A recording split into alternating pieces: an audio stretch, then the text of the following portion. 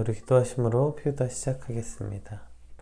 하나님 감사합니다. 오늘도 새 날을 허락하시고 하나님의 말씀 앞에 엎드리게 하시니 감사합니다.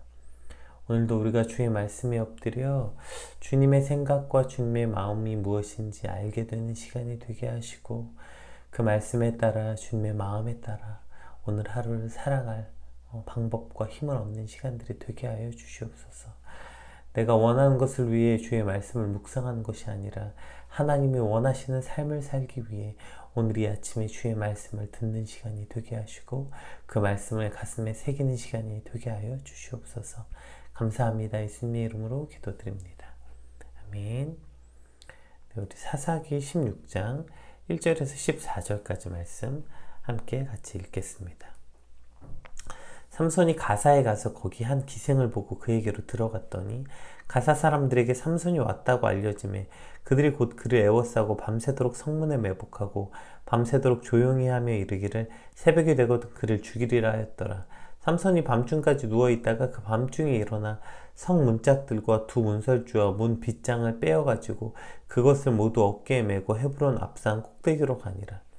이후에 삼손이 소렉 골짜기에 드릴라라 이름하는 여인을 사랑하매 블레셋 사람의 방백들이 그 여인에게로 올라가서 그에게 이르되 삼손을 꾀어서 무엇으로 말미암아 그 큰 힘이 생기는지 그리고 우리가 어떻게 하면 능히 그를 결박하여 굴복하게 할 수 있는지 알아보라. 그리하면 우리가 각각 은 1,100개씩을 내게 주리라 하니 들릴라가 삼손에게 말하되 청하건대 당신의 큰 힘이 무엇으로 말미암아 생기며 어떻게 하면 능히 당신을 결박하여 굴복하게 할 수 있는지 내게 말하라 하니 삼손이 그에게 이르되 만일 마르지 아니한 새 활줄 7으로 나를 결박하면 내가 약하여져서 다른 사람과 같으리라.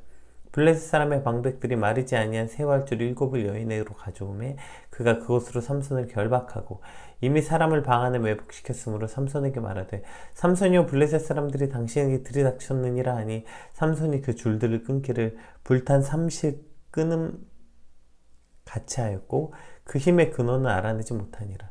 들릴라가 삼손에게 이르되 보라 당신이 나를 희롱하여 내게 거짓말을 하였도다. 청하건대 무엇으로 당신을 결박할 수 있을지는 이제 내게 말하라 하니 삼손이 그에게 이르되 만일 쓰지 아니한 새 밧줄들로 나를 결박하면 내가 약해져서 다른 사람과 같으리라 하니라.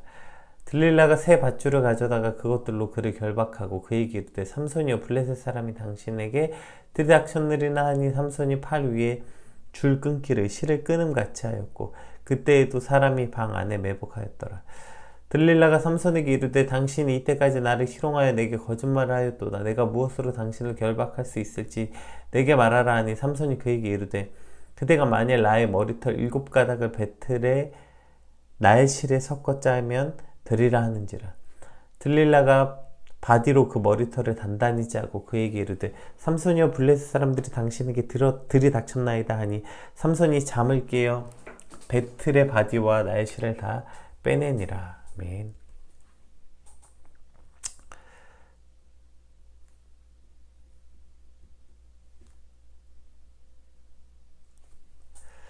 네, 이제 어제 살펴보았던 그 사사기 15장은 이제 삼손이 20년간 그 사사로 지냈다.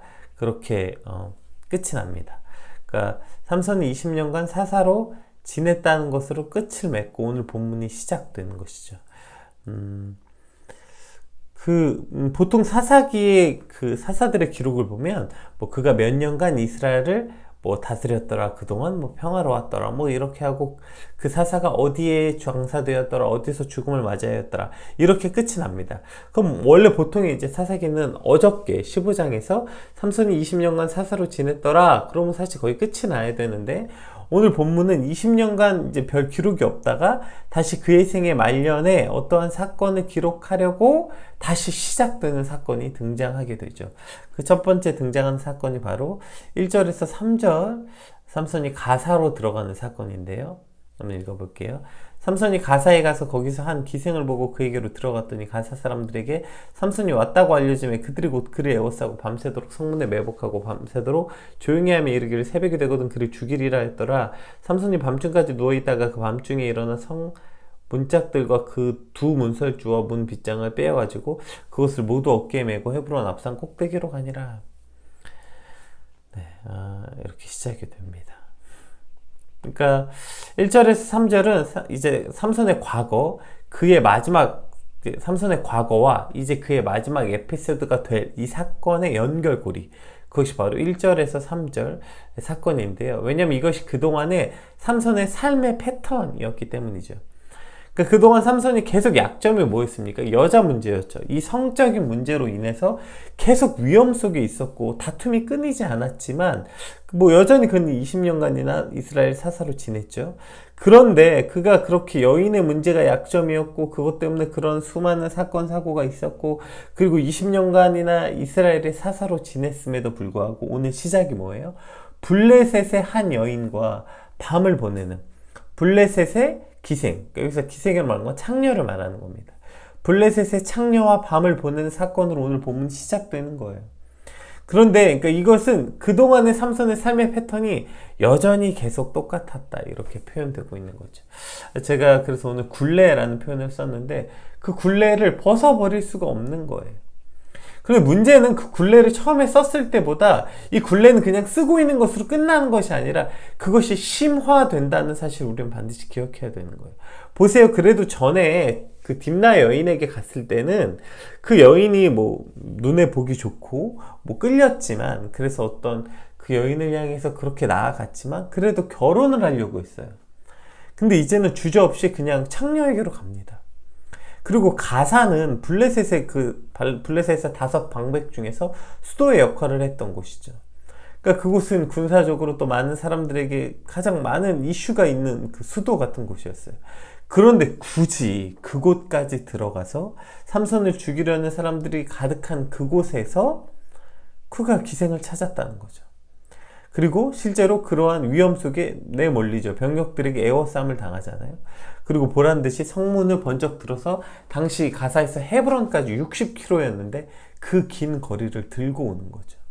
그렇게 지금 삼손의 패턴을 보시면 그가 여인으로 인한 성적인 쾌락, 이것도 그 패턴이 가면 갈수록 심각한 상황에 이르게 된 것. 그가 처음에 어떤 여인을 보고 끌렸을 땐 그래도 그가 이방 여인이고 뭐였든지 간에 그가 정식 절차를 밟아서 결혼을 하려고 했지만 이제 그 굴레가 씌워지면 씌워질수록 그 삶의 패턴이 반복되면 반복될수록 성적인 타락이 훨씬 더 과속화되고 더 큰 쾌락을 위해서 이제 주저없이 창녀에게 들어가는 것. 그 다음에 자신의 힘을 믿는 무모함 역시 무모함을 뛰어넘은 무례함이죠. 거의. 반복되면 반복될수록 더 커져서 이제 주저없이 자신이 그 위험한 곳으로 자신을 내던지고, 그리고 그 성문짝을 들고 가는 게 뭐예요? 자신의 힘을 과시하고 믿기 위해서 그거 들고 간 거 아닙니까? 그래서 너희가 아무리 날 찾으려고 해봐라, 잡으려고 해봐라, 잡히나. 그리고 오히려 가서 그 가사의 성문을 떼서, 그 말도 안 되죠. 사실 그 성문이 어마어마하게 컸을 텐데 그 문과 문틀을 다 떼어서 그걸 들고 헤브론까지 와버리는 거죠. 이런 무모함도, 그러니까 그 자신의 힘을 과신하는 무모함 역시도 이 사이클이 반복되면 반복될수록 더 심화되는 것을 볼 수 있는 것입니다. 결국 쾌락과 죄의 문제는 그 사이클이 반복되면 반복될수록 커지는 것을 지금 오늘 말하고 있는 것이죠. 어떠한 쾌락과 즐거움에 중독되는 것은 처음보다 더 자극적인 것을 원하는 게 당연한 거 아닙니까? 그래서 우리가 어떤 쾌락과 즐거움에 빠지면 빠질수록 시간이 길어지는 거예요. 더 긴 시간이 필요하고 더 긴 자극, 더 강력한 자극이 필요하게 되는 것이죠. 죄 역시도 마찬가지죠. 처음엔 두렵고 고통스럽고 회개가 동반되지만 그 죄의 사이클이 반복되고 반복될수록 그 안에서 죄악의 굴레에 씌워져 있으면 있을수록 그 역시 무뎌지고 주저없이 죄악을 향해 달려가는, 그리고 죄의 강도와 세기가 더해지는 것을 볼 수 있습니다. 오늘 결국 우리 삶을 지배하는 쾌락과 죄의 문제도 마찬가지죠. 오늘 우리가 그 쾌락과 죄의 사이클에서 벗어나지 못하면, 그 죄악의 굴레를 벗어나지 못하면, 그 사이클을 끊어내지 못하면 그 죄의 사이클이 또 한 번 반복되고 또 반복되고 그 죄와 쾌락의 사이클이 구르면 구를수록 우리는 더욱더 강력한 쾌락과 죄악을 즐기는 것을 경험하게 되는 것이죠. 그럼 어떻게 하면 이 죄악의 사이클을 끊어낼 수 있는 걸까요?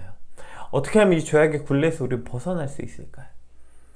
처음 삼손이 딥나이 있는 여인을 보고 결혼한다고 난리쳤을 때 마노아가 삼손의 다리 몽둥이라도 부러뜨려서 주저앉혔으면 됐을까요? 그가 그것을 강력하게 제지했으면 됐을까요? 아니요. 그런 식으로는 이 죄와 쾌락의 문제는 해결될 수 없습니다.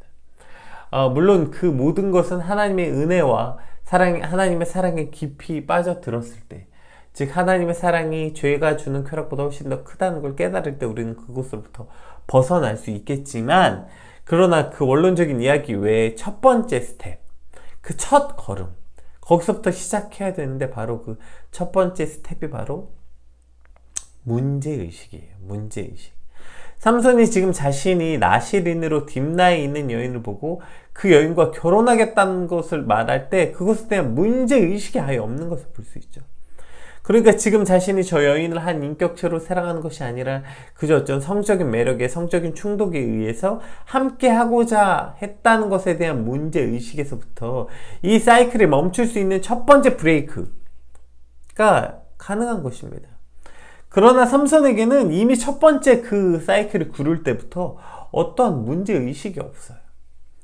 네, 어떠한 문제의식도 없어요. 그냥 그가 그 이방 여인과 결혼하는 문제, 그가 그 여인을 그저 성적인 도구로서 결혼하겠다고 마음먹는 문제, 이 모든 문제에서 그 어떠한 문제의식도 없습니다. 그가 나실인으로 포도주를 마시고 블레셋 사람들과 어울려 놀고 이러한 어떠한 문제의식도 없는 것.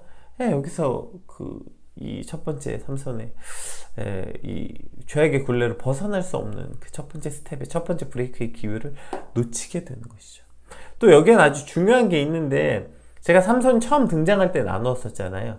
삼손의 타락된 모습은 그냥 삼손의 어떤 타락이 아니라 이스라엘의 전반의 그 시대를 반영하고 있다. 그러니까 이스라엘을 하나님께로 인도해내는 리더로서 어떠한 사명도 노력도 없는 것은 그저 개인의 삼손의 타락의 문제가 아니라 딱 그 시대의 이스라엘 사람들의 영적인 상태를 그대로 반영하고 있다고 말씀드렸잖아요. 그가 그런 어떤 쾌락에 빠져있는 모습, 블레셋 사람과 동화되어 있는 모습, 또 마노아가 하나님의 말씀으로 그를 가르쳤음에도 불구하고 아주 콧등으로도 안 듣는 모습.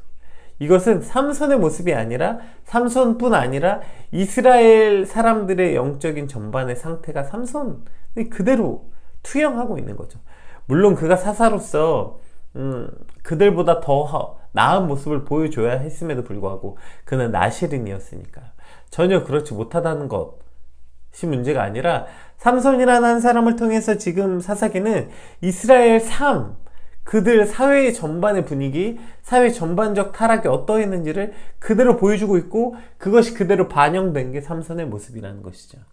즉 하나님의 법이 사라진 무법시대 속에서 무법자로 살아가고 있는 삼손의 모습에 대해서 우리가 이야기했죠. 쾌락을 쫓고 부모의 말은 귓등으로 듣지 않는 삼손은 그 시대의 이스라엘의 상태를 그대로 반영하고 있는 것입니다. 즉 각기 자기 소견에 좋을 대로 행하는 시대, 하나님의 법이 사라진 시대는 그런 시대를 살고 있기 때문에 삼손 역시 어떠한 문제의식도 가지지 않는 거예요. 왜요? 말했잖아요. 이건 삼손만의 문제가 아니라 당시 이스라엘 전체가 갖고 있었던 문제이기 때문에 삼손도 지금 이것에 대해서 전혀 문제의식이 없는 거예요. 제가 그저께 뉴스를 보는데, 그저께인가 그 인천의 어떤 한 어린이집에서 아동학대 사건이 일어났죠. 그것에 대한 재판이 일어났는데 그 판결 결과가 되게 충격적이었어요. 그 어린이집에 종사하는 모든 종사자, 보육교사 플러스 원장까지 전부 다 법정 구속이 됐다는 거예요. 이게 너무 충격적이었어요. 아니 어떤 어린이집에 왜 이상한 교사 한둘이 있을 수 있잖아요. 그래서 이상한 그 교사 한둘이 애들 밥에 뭘 탔네, 어떤 이상한 교사가 애들을 때렸네, 이게 그 어떠한 어린이집에 그 정말 또라이 같은 어떤 한두 사람의 문제로서 사실 계속 이슈화가 된 적은 있었는데, 아니 어떻게 그 어린이집 전체 모든 교사가 싹 다 법정 구속되냐고, 원장을 포함해서. 왜 이렇게 된 걸까요? 이것이 왜 충격적인 걸까요?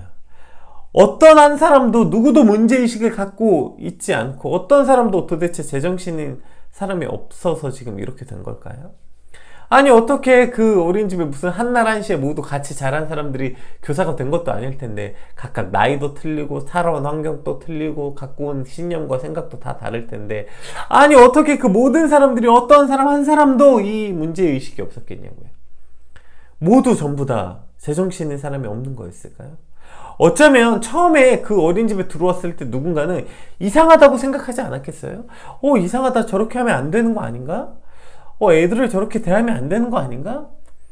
처음에 누군가는 그러지 않았겠어요? 그런데 분위기를 보니까 그냥 다들 그런 분위기인 거예요. 다른 교사들을 보니까 아이들을 저렇게 막 대해요. 주변의 환경과 분위기를 따라 나의 문제의식도 점점 사라지는 거 아닙니까? 다른 사람도 그러니까. 이 어린이집은 대부분 그러네. 여긴 다 그러네. 즉 주변 환경과 동화됨에 따라 나의 문제의식도 사라지는 거죠. 오늘 삼손이 왜 문제의식이 없었을까요? 이스라엘 전반이 그런 분위기를 갖고 있었기 때문입니다. 요즘에 뭐 교회 다니는 사람들도 다 그래. 예수 믿는 사람들도 다 그러던데 요즘에 목사들이 더 심하더라.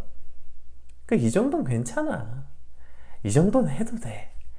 이 정도는 뭐 괜찮지. 요즘 뭐 교회가 교회냐. 이 정도면, 나 정도면 뭐 교인으로서 뭐 잘하고 있는 거지. 이러한 식의 문제의식이 우리의 죄의식을 점점 사라지게 만들고 우리의 문제의식을 점점 무뎌지게 만들어서 어느새 나도 모르게 하나님을 알지 못하는 이들과 똑같이 생각하고 똑같이 행동하고 똑같은 삶의 방식으로 살아가게 만드는 것입니다. 오늘 제가 그 판결문 읽는데 그 판결문이 되게 진짜 마치 하나님의 심판과 같더라고요. 이게 어린이집 원장을 구속하는데 그 어린이집 원장이 구속된 이유가 원장이 자기는 몰랐다. 나는 그런 일인지 몰랐다 했는데 어린이집 원장도 법정에서 구속됐어요. 그게 이제 이유가 그가 어린이들이 그 학대를 받지 않을 수 있었던 그 기회를 빼앗았다 이렇게 말하거든요. 이것이 마치 하나님의 심판과 같았어요. 세상에 온 세상이 그렇다 하더라도 네 주변이 다 그렇다고 해서 오늘 내가 지은 죄가 사라지거나 약해지지 않는 거예요. 하나님의 죄에 대한 평가 기준은 절대평가지 상대평가가 아니기 때문이에요. 그래도 내가 상대적으로는 좀 나았지 않아? 이런 상대평가가 아니에요. 오히려 더 나쁜 거 아닙니까? 왜요? 하나님이 우리를 세상의 빛과 소금으로 보내셨기 때문에 세상이 어둡고 세상이 악하고 세상이 다 그런다 해서 나도 그들과 동화된 것이 정당화될 수 없는 게 아니라 오히려 더 나쁜 거죠. 그런 세상에 우리를 빛과 소금으로 보냈는데 오히려 그 맛과 빛을 잃어버린, 그래서 그것에 잘못된 심각한 문제의식조차 없는 것 자체가 더 나쁜 것이죠. 삼손은 갑자기 괴물이 된 것이 아닙니다. 그러한 세상 속에서 그것에 대해서 점점 어떠한 문제의식도 없이 세상이 그러니까 다 그렇게 사니까 하나님의 백성이란 이스라엘도 다 그렇게 사니까 나실인이었고 사사였던 자신의 모습 자체를 잃어버리고 어떠한 문제의식도 가지지 못한 채 여기까지 오게 된 것 아닙니까? 이 죄의 사이클은 구르고 구를수록 심화되고 깊어집니다.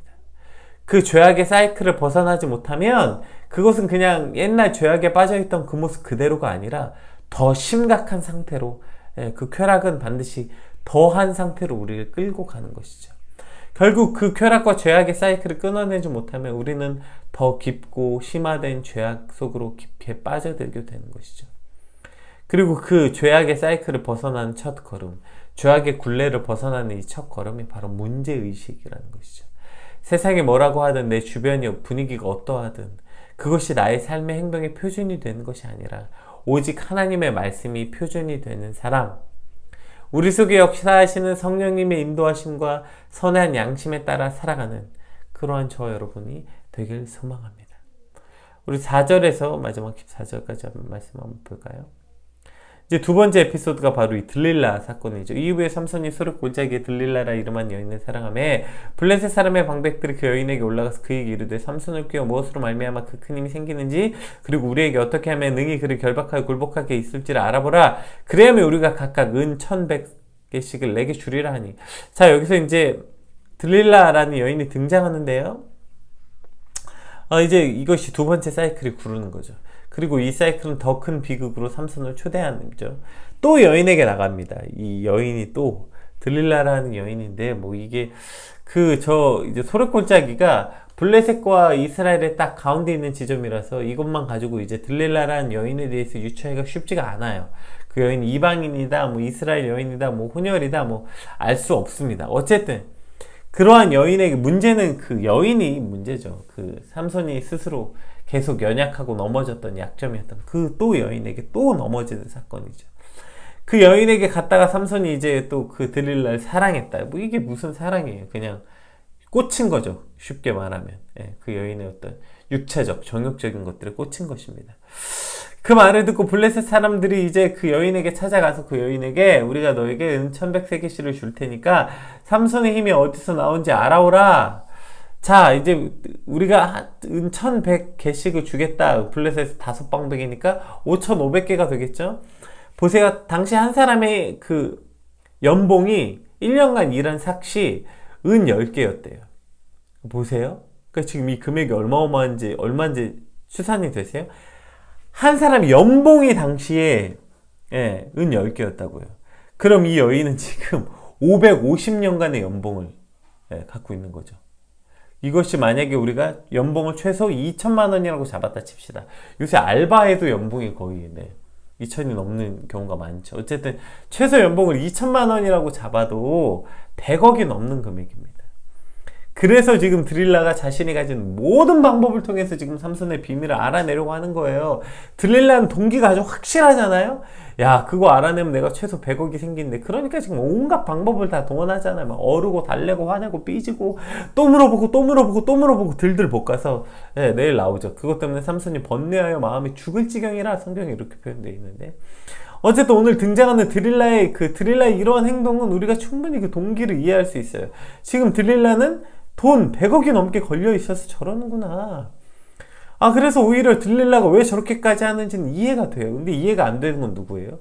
이해가 안 되는 건 삼손이죠.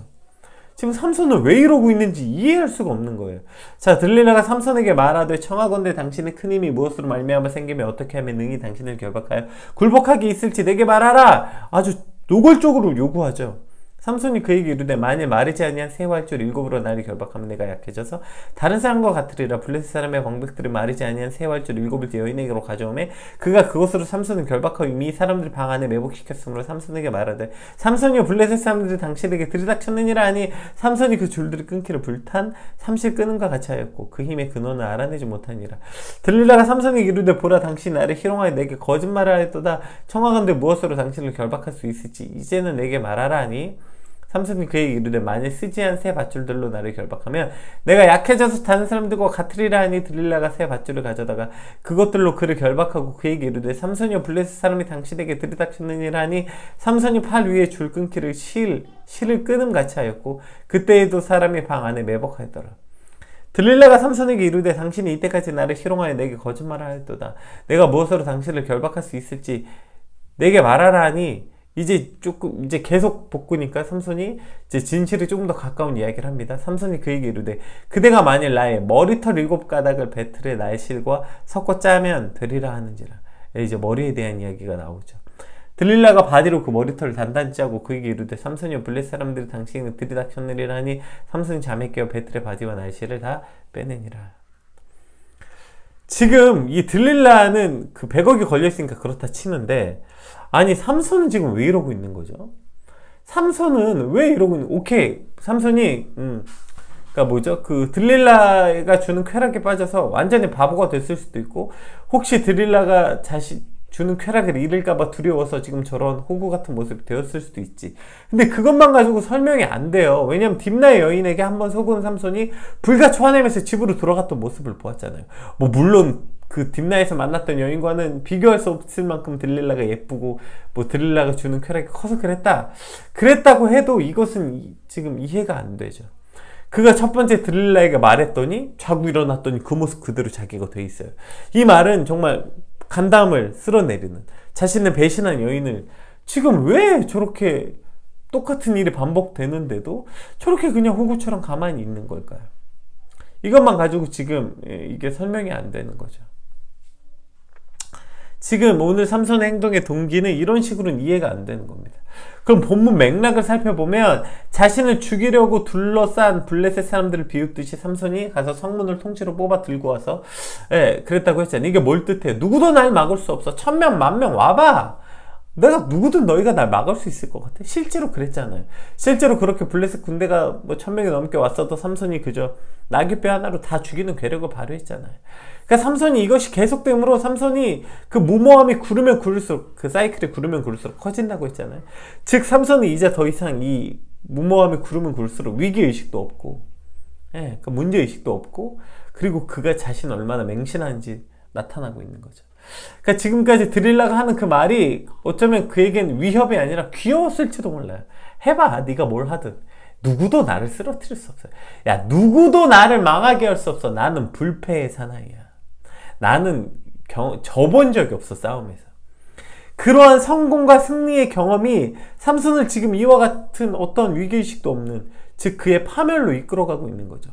나는 한 번도 져본 적이 없어. 난 한 번도 실패한 적이 없어.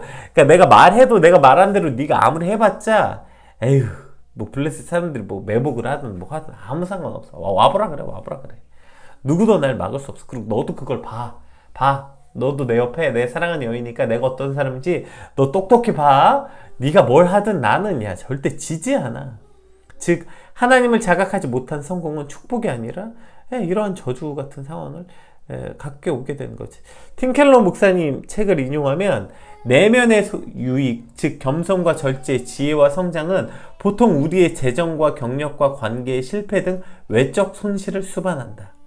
따라서 바울은 로마서 1장에 하나님이 우리에게 하실 수 있는 최악의 일은 우리의 마음에 갈망하는 성공을 주시는 것이라고 말한다.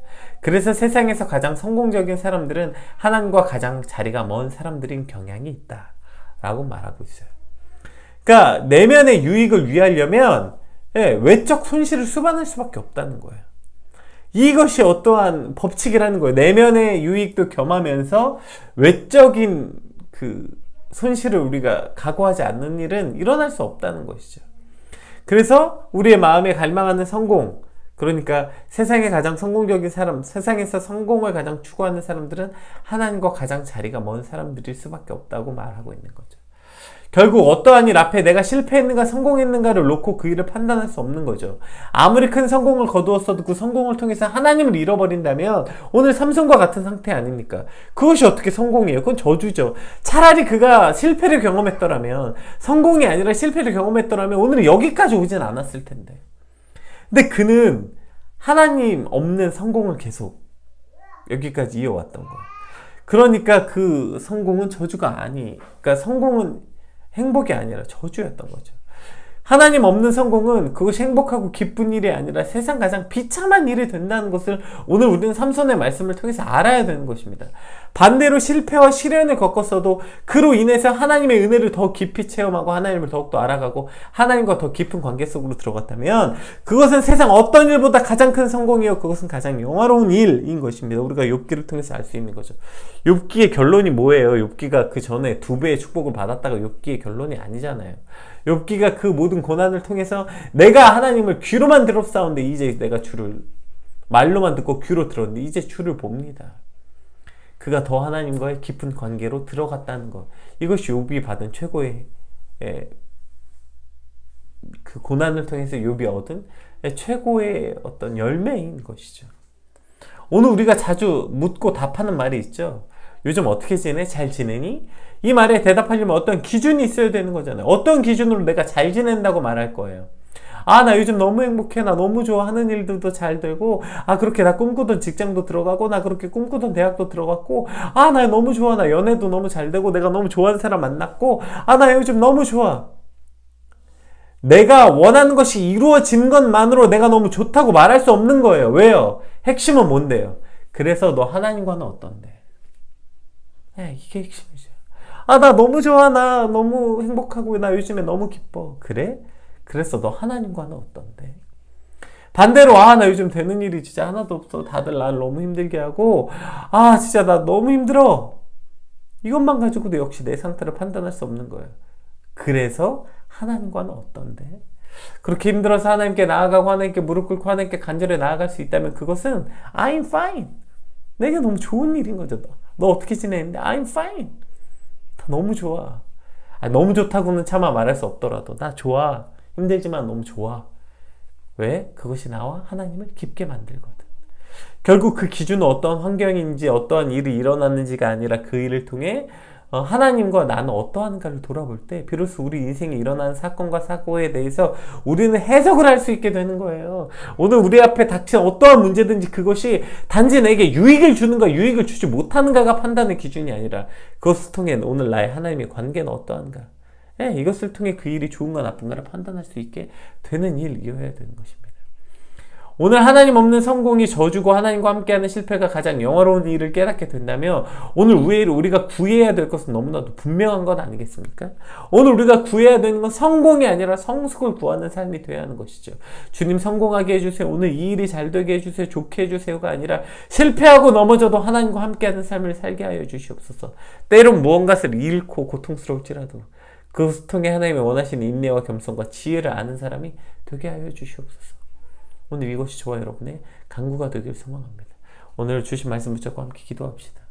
오늘 말씀을 통해서 만연해져 있는 이 죄의 문제, 이제 그것이 너무 만연해져서 그 죄가 불편하지도 않아요. 죄의식도 없고 문제의식도 없지만 하나님, 이 죄의식과 문제의식이 없는 삶에서 다시 이 죄가 불편해지게 하여 주시옵소서. 주변과 세상과 비교해서 스스로 셀프 죄책감을 더는 것이 아니라 주변과 세상과 상관없이 오직 하나님 안에서 죄의 자유함을 얻게 하시고 하나님 없는 성공이 아니라 하나님이 함께하는 성숙한 삶을 꿈꾸게 하여 주시옵소서. 이것이 오늘 우리 하루가 되게 하여 주시옵소서. 받은 말씀 놓고 함께 같이 기도하겠습니다. 기도합시다.